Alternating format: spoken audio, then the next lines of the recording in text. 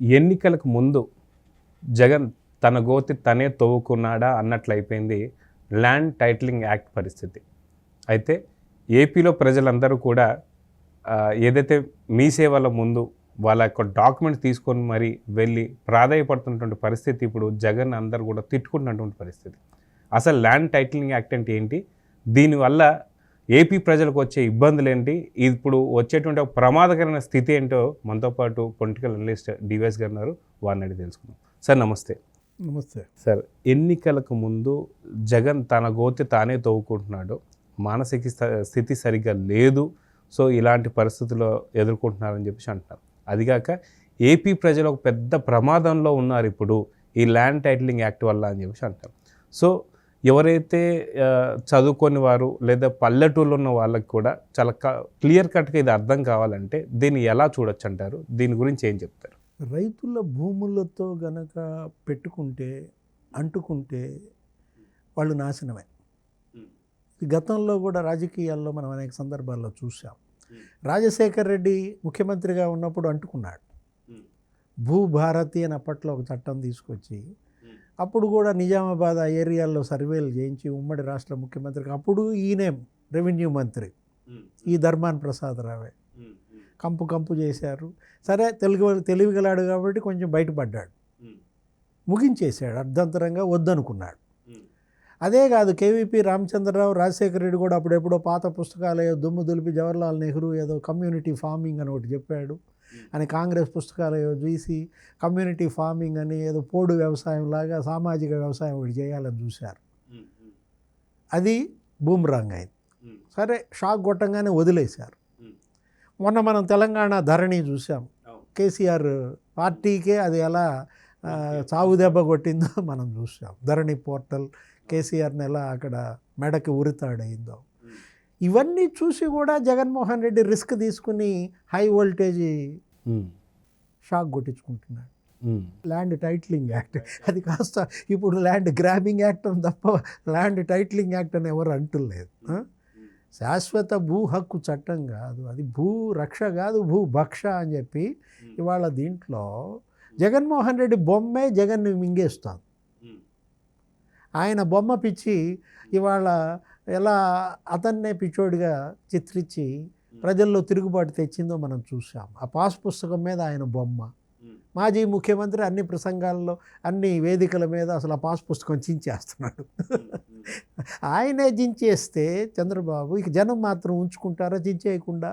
అది కాక పులివెందలలో వైఎస్ భారతి ఎప్పుడైతే ప్రచారానికి ఇంటింట వెళ్తున్నప్పుడు మాజీ సర్పంచ్ భర్త ఎవరైతే భాస్కర్ రెడ్డి అనే అతను చాలా డైరెక్ట్గా పిలిచి మరి అందరిలో అడిగాడు, ఏమ్మా మా భూములకు సంబంధించి మా పాస్బుక్ల పైన నీ భర్త ఫోటో ఏంటి, ఇది నీకే ఎందుకు చెప్తున్నానంటే రాత్రి నువ్వు కలుస్తావు కాబట్టి చెప్తున్నాను అని చెప్పి మాట్లాడుతున్నాడు.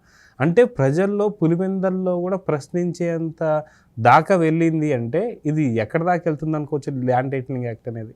సీఎం భార్యనే నిలదీశారంటే అర్థం చేసుకో.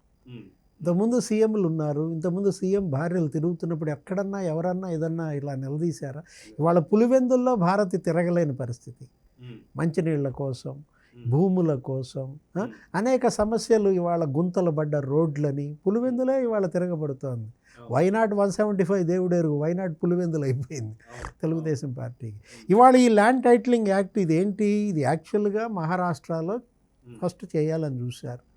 అక్కడ బిల్లు రెడీ అయింది, అది వర్కౌట్ అయ్యేటట్లేదు, ఇది కాస్త అసలు బూమ్రాంగ్ అవుద్దని వాళ్ళు బిల్లుతో వదిలేశారు, చట్టం చేయలే. ఆ బిల్లు వీళ్ళు తెచ్చుకున్నారు. ఎవరు? ఆంధ్రప్రదేశ్. వీళ్ళేదో గప్పాలు కొట్టారు, అసలు దేశంలో మేమే ఫస్ట్, మా జగన్ అన్నే దీన్ని ఇంప్లిమెంట్ చేస్తున్నాడు, శాశ్వత హక్కు అని చెప్పింది వీళ్ళే.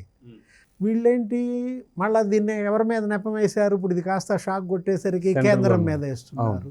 నీతి ఆయోగ్ చెప్పిందంటారు, కేంద్రం చెప్పిందా? కేంద్రంలో ఉన్న బీజేపీ రాష్ట్రాలు దీన్ని ఎందుకు అమలు చేయటం లేదు? రాజస్థాన్ కూడా ఆర్డినెన్స్ తెచ్చింది కానీ వదిలేసింది. చట్టం చేయకుండా వాళ్ళందరూ వదిలేస్తే నువ్వెందుకు చట్టం చేశావు? అసలు అజయ్ కల్లం ఏమంటాడు, ఇది అసలు చట్టం కాలేదంటాడు. అజయ్ కల్లం ఈ రాష్ట్ర ప్రభుత్వ ప్రధాన కార్యదర్శిగా చేసిన సీనియర్ ఐఏఎస్, 30-40 ఏళ్ళు సర్వీస్ చేసిన పెద్ద మనిషి అలా అబద్ధాలు చెప్తున్నాడంటే ఇప్పుడు 2023 అక్టోబర్ 31న చట్టం అయిందా లేదా? నవంబర్ 1న జీవో ఇచ్చారా లేదా? జీవో 512 ఏంటి? ఇప్పుడు ల్యాండ్ అప్పిలేట్ అథారిటీ అసలు ఏర్పాటు చేయలేదని అడ్వకేట్ జనరల్తో హైకోర్టుకి అబద్ధాలు చెప్పించారు. అసలు ఇంతవరకు టీఆర్ఓ లేరు, టైటిల్ రిజిస్ట్రేషన్ ఆఫీసర్ని మేము నియమించలేదు, అప్పిలేట్ అథారిటీ ఆఫీసర్లను నియమించలేదని హైకోర్టుకే అబద్ధాలు చెప్పారంటే హైకోర్టుని తప్పుదారి పట్టిస్తున్నారు, జనాన్ని తప్పుదారి పట్టిస్తున్నారు. ఇప్పుడు జీవో 630 ఏంటి? జీవో 630 ల్యాండ్ అప్పిలేట్ అథారిటీ ఏర్పాటు కాదా? ల్యాండ్ అప్పిలేట్ అథారిటీ చైర్మన్ని నియమించారు, సభ్యుల్ని నియమించారు. ఎంత మోసం! ఇప్పుడు అన్నీ చేయాల్సిందంతా చేశారు, చేయలేదని మరలా చెబుతున్నారు. ప్రజల్ని ఎలా తప్పుదారి పట్టిస్తున్నారంటే, జగన్మోహన్ రెడ్డి నిన్న కూడా మాట్లాడుతూ చంద్రబాబు పైన ధ్వజమెత్తుతాడు. ఎందుకు నీకింత భూ దావాద్రి? నీకున్న భూములు జాలవా? ఇడుపులపాయ ఎస్టేట్ 1000 ఎకరాలు అసైన్డ్ భూములే ఉన్నాయే. అన్ని భవంతులు కట్టావే 9 నగరాల్లో, 5 రాష్ట్రాల్లో, ఒక్కొక్కటి 500 కోట్లు విలువైన భవంతులు. ఇంత భూ దావాద్రేంటి? అంటే ఈ చట్టాన్ని అడ్డం పెట్టుకుని నువ్వు, నీ బినామీలు, నీ నాయకులు, నీ మంత్రులు, నీ ఎమ్మెల్యేలు ఆక్రమించుకున్న భూములు క్రమబద్ధీకరించుకోవటమా? చట్టబద్ధత కల్పించటమా? ఇప్పుడు విశాఖపట్నంలోనే 40,000 కోట్ల విలువైన భూములు వీళ్ళు ఆక్రమించుకున్నారంట. 22A అనేది తీసుకొచ్చి మీరు గనక ప్రశ్నిస్తే మిమ్మల్ని అందులో పెట్టేస్తారు. మీ భూమి నిలదీస్తే ఆ రైతు యొక్క భూమిని వివాదాస్పద భూమిగా చూపిస్తారు, కొనే అవకాశం లేకుండా చేస్తారు. ఇప్పుడు పాస్ పుస్తకం మీద జగన్ ఫోటో ఉంటే ఎవరన్నా రుణం ఇస్తారా? బ్యాంకులను తిరగొడుతున్నాయి. చంద్రబాబు అదే కదా అంటోంది, జగన్ తాత ఇచ్చాడా ఈ భూమి మీకు, మరి ఆయన ఫోటో ఎందుకు? జగన్ నాన్న ఇచ్చాడా ఈ భూమి మీకు, జగన్ ఫోటో ఎందుకు అని వాళ్ళు అమ్మిచ్చిందా అని అప్పుడు ఆయన శుభ్రంగా చించి పారేశాడు పర్రమని. ఇప్పుడు మాజీ ముఖ్యమంత్రి పాస్ పుస్తకం చించేశాడంటే రేపొద్దున ఆయన ముఖ్యమంత్రి అయితే రైతులంతా ఈ పాస్ పుస్తకాలు చించేస్తారు, ఎందుకు పనికిరావన్నమాట. ఇప్పుడు అసలు నువ్వెందుకు తెచ్చావు ఈ చట్టం? ఏంటి దీని వెనక ఉన్న దుష్ట బుద్ధి ఏంటి? అంటే ఇప్పుడు సర్వే రాళ్ళు వేయించాడు, ఆ సర్వే రాళ్ళ మీద ఎవరి ఫోటో? జగన్ ఫోటో.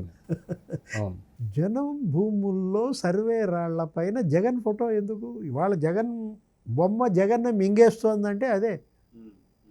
ఇప్పుడు ఏంటి, సర్వే రాళ్ల మీద నీ ఫోటో చూపించి ఈ భూమి నాదంటావా? పాస్ పుస్తకం మీద నీ ఫోటో చూపించి ఈ భూమి నాదంటావా? ఈ భూములన్నీ, రైతుల భూములన్నీ కూడా గంపగుత్తగా తాకట్టు పెట్టేద్దామనా? ఇప్పటికే ఎన్నో తాకట్లు పెడుతూ వస్తున్నారు. ఎలా నిన్ను నమ్ముతాం? ఇప్పుడు నీ ఫోటో పాస్ పుస్తకం మీద ఉంది, నీ బొమ్మ సర్వే రాయి మీద ఉన్నప్పుడు నువ్వు ఈ భూములన్నీ నువ్వు తాకట్టు పెట్టేసుకుంటే, ఇప్పుడు మీరే అన్నారు అనేక తాకట్టు పెట్టాడు. ఒక విశాఖలోనే ప్రభుత్వ భూములు 28,000 ఎకరాలు తాకట్టు పెట్టాడంట.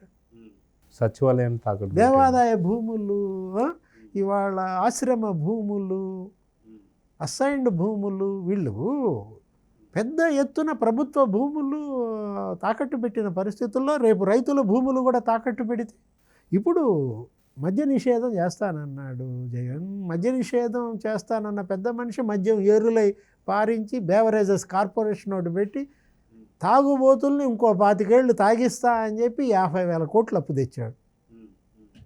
50,000 కోట్ల అప్పు తాగుబోతుల్ని తాకట్టు పెట్టి తెచ్చావే, రేపు ఈ రైతుల భూములు తాకట్టు పెట్టి ఎన్ని తెస్తావు? ఈ తెచ్చినటువంటి ఈ అప్పులు, ఈ తాకట్టు ద్వారా తెచ్చిన అప్పులన్నీ కూడా స్వాహా చేశారు. రైతుల్లో ఇవాళ భయం, ఎందుకంటే అదే కారణం అన్నమాట. అయితే సన్నకారు రైతులు కావచ్చు, లేదా కొద్ది గొప్ప ఉన్నటువంటి ఒక స్థలాలు ఉన్న 2 సెంట్లు 3 సెంట్లు ఉన్న వాళ్ళు కూడా, ఎవరైతే మధ్యతరగతి దిగువ మధ్యతరగతి సంబంధించిన వాళ్ళందరూ కూడా భయపడుతుంది ఏంటి అంటే, సొంత చెల్లికే ఆస్తులు ఇవ్వలేదు, ఇప్పుడు ఒకవేళ వెళ్ళిపోతూ నెక్స్ట్ వచ్చేటువంటి గవర్నమెంట్ తనది కాదని తెలుసుకొని భయపడే వాళ్ళకున్న వర్గీయులందరికీ కూడా ఆక్రమించినటువంటి ఒక ఆస్తులన్నీ కూడా దాన్ని చట్టబద్ధత చేయాలనేదే ఇది. ఒకవేళ దీన్ని ఆమోదిస్తే మటుకు అందరి భూములు ఇక్కడతో ఏపీ ప్రజలకి వాళ్ళ భూములు వాళ్ళకి కావు అని చెప్పి అంటున్నారు. నిజమేనంటారు? శాశ్వత భూ హక్కు, ఈ పథకం పేరు అది, జగనన్న శాశ్వత భూ హక్కు పథకం. ఈ శాశ్వత భూ హక్కు జనానికి కాదు, జగనన్నకు అన్నమాట. శాశ్వత భూ హక్కు కల్పిస్తోంది జనానికి కాదు, జగన్మోహన్ రెడ్డికి, జగన్మోహన్ రెడ్డి బినామీలకు, జగన్మోహన్ రెడ్డి మంత్రులు, ఎమ్మెల్యేలకు శాశ్వత భూ హక్కు కల్పిస్తున్నట్టుగా ఉందన్నమాట. బ్రహ్మ రాక్షస చట్టం ఇది, ఇదొక బ్రహ్మ రాక్షస అన్నమాట. ఇప్పుడు ఈ చట్టం, ఈ ల్యాండ్ టైటిలింగ్ యాక్ట్ ఇవాళ జగన్మోహన్ రెడ్డికి గుదిబండ అయింది. ఇప్పుడు ఈ పార్టీని భూస్థాపితం చేస్తోంది. అందుకే భూముల జోలికి వెళ్ళినాడు భూస్థాపితం అయిపోతాడన్నా కదా. భూముల జోలికి ఎవరు వెళ్తే వాళ్ళు భూస్థాపితం కావటం తథ్యం. ఇప్పుడు జగన్మోహన్ రెడ్డి భూస్థాపితం, ఆయన రాజకీయ అధికారం భూస్థాపితం, ఆయన పార్టీ భూస్థాపితం కాక తప్పదన్నమాట. దేవుడి స్క్రిప్ట్ అది.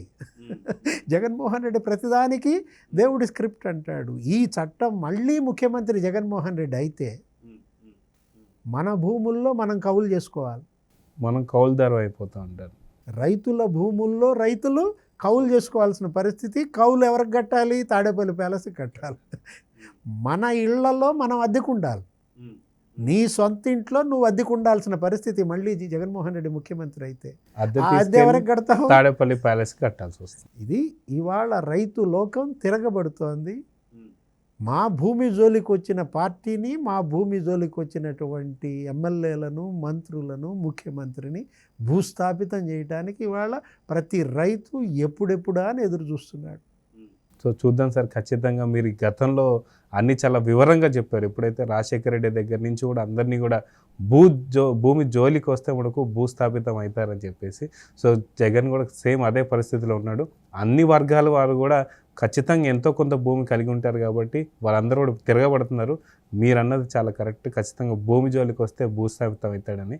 సో చూద్దాం సార్, జూన్ 4వ తారీఖు ఎలాంటి ఫలితాలు వస్తాయో, ఎంత భూస్థాపితానికి గురవుతాడో, అసలు వైనాట్ పులివెందులో కూడా జరగొచ్చేమో అనేటువంటి పరిస్థితి కనిపిస్తుంది. చూద్దాం సార్. నమస్తే.